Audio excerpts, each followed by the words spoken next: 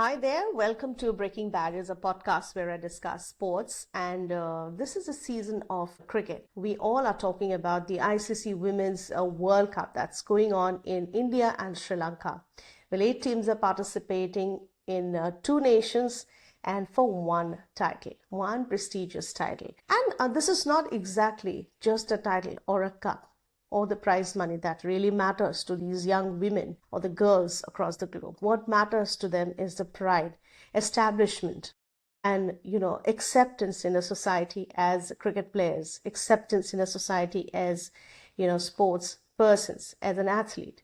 And this is exactly what my 2 guests in this episode of my podcast spoke about.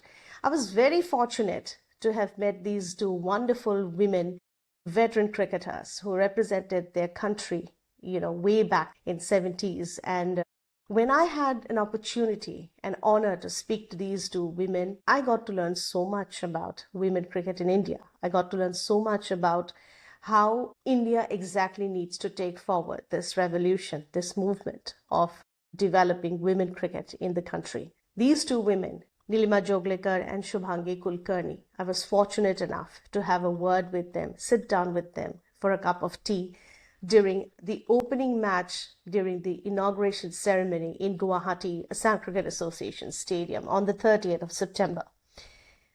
And why I'm saying repeatedly, because I was really interested in speaking to these 2 ladies, and they were here in Guwahati during the opening ceremony because BCCI had invited them and felicitated them during the opening ceremony, which is much deserved, I would say. Both these women spoke extensively about how as a society the entire ecosystem needs to take responsibility of taking forward this movement. And a great platform. In fact, they've also appreciated Mr. Hoikia, Debojit Hoikia, the Secretary of the Board of Control for Cricket in India, BCCI, saying that he's a great man. He's a great man. He has great vision for women cricket. He really wants to develop women cricket in the country. And that was another insight that I got, a feedback that I got from these 2 veteran women. And also they spoke about how media can play a crucial role in taking the sport forward, taking the game forward, taking out stories about the girls who are struggling to make a career, positive stories, and the stories that needs to be heard across the globe. So these are the kind of word exchange I had with these 2 wonderful ladies, and I'm so thankful that I had the opportunity to sit down with them and speak about and talk about women's cricket development in the country. And I hope this was actually a very impromptu podcast, I would say, meeting them accidentally and then having a word with them. So I hope you all enjoy this episode of my podcast, Breaking Barriers. And do take a listen, to take a look at what these 2 ladies have to say. And this was an effort to bring out some of the questions, some of the important aspect of development of the sport in the country. Hello, and it's wonderful to have you and talk about women's cricket. Now that it's the right time to talk about women's cricket, and how does it feel that you've seen so much of cricket in your entire life and career, and now do you see women's cricket evolving from where you started and where now Smriti and Harmanpreet are playing? It's been a wonderful journey. I mean, when you think back of the 50 years when women's cricket began. So when we started, we used to play on rough surfaces, matting wickets. We hardly played on turf wickets. But today when you see these girls playing, they're playing on good, proper grounds where even Ranji Trophy matches are held. We would play only international matches on those grounds. So we've come a long way in terms of facilities, in terms of the popularity of the game. We did have a lot of people watching us at that time, but now I think because of social media, a lot of these girls have become household names. And like I said, we've come a long way. Right. And do you believe this is the right platform and the right time, in fact, to market the sport for women in India and across the globe? Because once you have the ICC Women's World Cup, I think this is a fantastic time to take the sport upward and bring in more girls to the field, to the stadiums. It has definitely been the initiative of the ICC right since 2017. to promote women's cricket. In fact, in 2017, first, they got some of the men to back women's cricket. And if I'm not mistaken, we had a brand ambassador in Sachin Tendulkar at one time. I don't know whether many people know, but in 2017, we reached the finals of the World Cup, which was played between India and England at Lord's. And that was a packed stadium, and that was one of the, largest watched match. And since then, it's been an upward swing, particularly in India. In the last 3 years, there's been a lot of focus on women's cricket. 3 to 4 years back, when Mr. Jay Shah took over as secretary of the BCC, he started focusing more on women's cricket. One of the biggest initiatives, some of the initiatives which he took, one of them was the Women's Premier League, equal match fees. So this has actually encouraged a lot of girls to take up the sport, and actually not just take it up as a sport, but to even make it a career. So things have been better, and I'm sure from here on, it's going to be, an upward swing for women's cricket. Now that the World Cup is going on and we see the Indian team has prepared so well for this major event. In the recently concluded one-day series against Australia, Australia won 2-1. But in the one match that we won, we totally outplayed Australia. So we have our players, the Indian players, have it in them, they have the skills. The only thing is the consistency. So if once they are consistent, I'm quite sure they're going to be the world beaters. So I have a feeling if we win this World Cup, it's going to take it to another level. It is already a growing sport, and, a lot of girls taking up the sport. But if we win the World Cup, it's going to take us to another level. We've already won the Under-19 World Cup, not once but twice. And that has encouraged a lot of, young girls to take up the sport. So I think if we win the Senior World Cup, I think that will be the game changer. You rightly said you want India to win the cup and, make history. Maria Thapattu, the Sri Lankan skipper, the day before yesterday, said she wants maybe an Indian or a Pakistan or a Bangladesh or a Sri Lankan team, an Asian team to win the World Cup. Because she believes, these 4 Asian countries has the capacity, and they can bring in the cup and make glory. So what's your take on this? Absolutely. I would love to see one Asian countries. Obviously India. Yes, obviously India. But I would also agree that it would be great for women's cricket in the Asian country if one of the Asian countries wins. And I would back India for that, because we've already been in the finals on 3 major events, 2 ODI series and 1 T20 World Cup. So, and even now, like when we went to England, we beat England. And now that Australia came down and, they beat us 2-1, but the quality of cricket that we played has been good. So I am hopeful that this will be the time when we'll win the cup. And it's always a pleasure to have your inputs. Thank you so much. Thank you. Thanks for having me here. So, the ICC Women's World Cup taking place in India and Sri Lanka. How do you think this is going to have a great movement? As a movement, how is this going to change women cricket in India and across the globe? The countries where cricket is being played by women and are willing to make a career out of cricket. Absolutely. In India, a stage has come where people do want to watch women's cricket. Mostly credit goes to WPL, which is a crowd puller, so to say, and people like Smriti Mandana, Harmanpreet, with their play on field, they have made cricket very, very popular.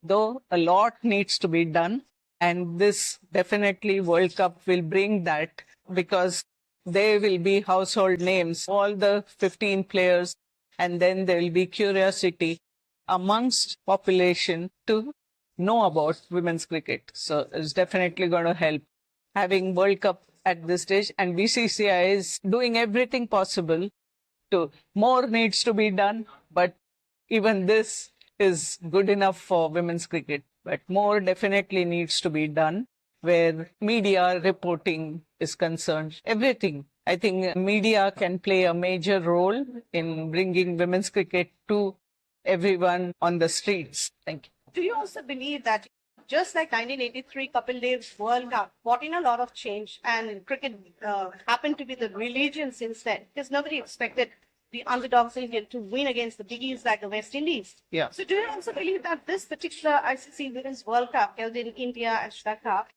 will also bring in a lot of changes, that this is going to be a milestone for women cricket in the days to come, and to also remember that this has changed? You nailed it. The question is very good, because what happened in 1983 with Kapil's team, we have been waiting for this to happen to the Indian women's team as well. We just missed it twice. We went into the finals 5 where they could have brought, but there was no media at that time. So no one knows that we went into finals in New Zealand. And one of the captains is here right now because, again, BCCI's initiative to bring all the captains for this opening match of World Cup Women's 25. So definitely that will be a boost if they win, or it's kept in Asia at least. So Sri Lanka and India, we are gunning for it now. We are looking good. Team-wise, they're doing well in one-dayers. They beat England in England. And then they had a good tournament, though they lost to Australia. They are contenders because they're 7-time winners of this tournament. So I think definitely that will bring in change more than what we saw in 1983 for the men, definitely. The BCCI secretary recently, when I had a conversation with him, I asked him how this is going to bring in a change, and how the Assam Cricket Association will take up this as a wonderful platform to bring in more girls from the rural areas. Because we all know that cricket, football, and a lot of Olympic sports have always been played by people who reside in the rural areas, coming in from humble backgrounds. So how are they going to use this platform?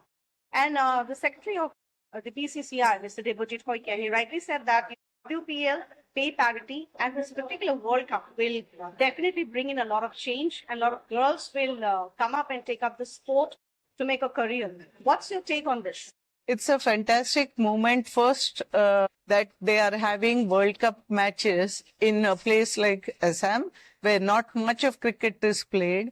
So women's cricket, it's a boost. But again, they have to get the girls to come and watch these games. And that you can achieve by getting to schools who can come, because this has happened before in Maharashtra, where we were pioneers. First match ever women's match was played in Maharashtra, Pune. And we used to have test matches, and we would get in schools, school girls to come and watch us play. So definitely it helps to see the girls play. They become stars. And then there is hope in every schoolgirl's heart that I want to do the same like my girl is doing on field today. So they are inspired by the game, and that is how to pull the girls to play cricket. Like they say, sports experts, they always believe that you need a hero, you need a star, you need an icon to promote the sport. If I may say, we have Harmanpreet, we have Smriti Nandana, Sam has Uma Chetri. Is this a time, do you believe, that the BCCI needs to aggressively market the sport in and around the country to bring out more girls? Because I understand there are girls, when I talk with a lot of grassroots level people, the guardians, they believe their daughters can make it big, but there has to be a certain kind of assurance, there has to be a certain kind of sense of security. Yes. Their future. Yes. It's time for the BCCI to take up the task and do aggressive marketing and bring in the girls to the field, the stadiums. Absolutely right. Aggressive is the word for women's cricket, because they're there. They're there and they're here to stay, but they need to flourish. And flourish they will if everyone aggressively goes to improve and media-wise reach it out to people at the remotest part. Luckily, we have media now reaching out to people in the smallest place in India. And see, as far as Arunachal, we have cricket going there. So it can easily reach, and rural people, they have that fearless attitude when they play cricket. So if we can catch on, we have seen it in men's cricket, how well Indian team is doing, and why not women? They will do it if we get more and more girls to play cricket from remotest part of it. It is not easy, but it is possible. And it is possible with the backing that BCCI has in every which way. They can do it. And if anyone in the world, cricketing world I'm talking about, can do it, BCCI can do it. If I may ask you, are you particularly happy the way BCCI is marketing the sport right now? Also, ICC, Jay Shah as the chairperson has also shown a lot of commitment to the sport. I won't say they're dedicated, but I would say they're committed. That is the reason they have bought in pay parity. And you have seen a lot of cricket. And I don't need to tell you what cricket meant to you and your team. And most of you are here in Guwahati Stadium now.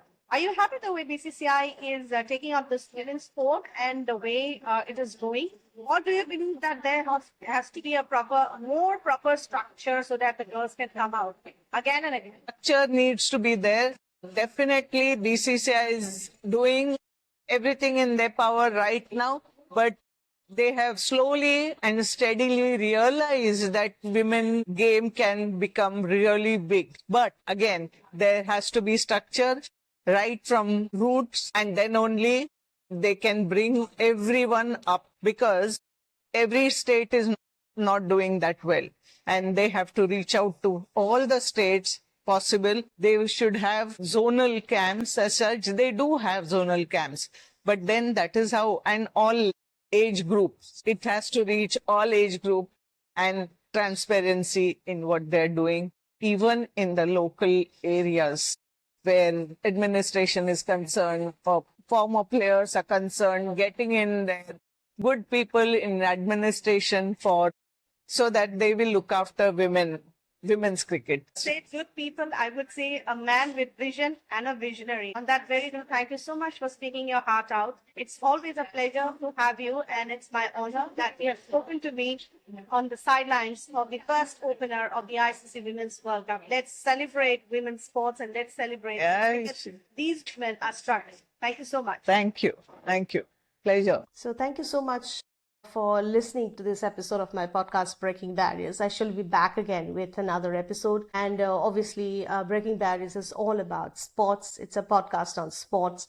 And my focus has always been on the women athletes and Olympic sports, football, and women cricket in particular. So I shall be back again. Do stay with me and do connect with me on my Facebook page, on my Instagram page called Breaking Barriers. And I receive a lot of feedbacks, and I'm really, really thankful to the people who really, really look up to Breaking Barriers podcast and sends me feedback. Thank you so much once again, and catch you again with another episode. Bye-bye.